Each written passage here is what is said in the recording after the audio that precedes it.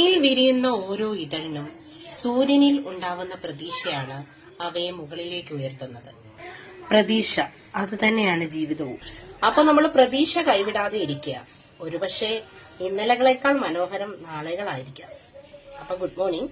ഇന്നൊരു വെള്ളച്ചൂര കിട്ടിയിട്ടുണ്ട്. ഇന്നലെ വൈകിട്ട് കിട്ടിയതാണ്.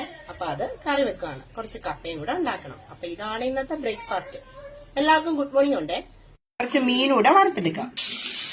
അപ്പൊ നല്ല മഷി പോലെ വെന്ത കപ്പ വേവിച്ച് പണ്ടൊന്നും കപ്പയൊന്നും വേവിച്ചത് കഴിക്കാത്ത ആളായിരുന്നു ഞാൻ കേട്ടോ. പിന്നെന്താ, നമ്മുടെ വെള്ളച്ചൂരക്കറിയുണ്ട്, കുറച്ചെടുക്കാം.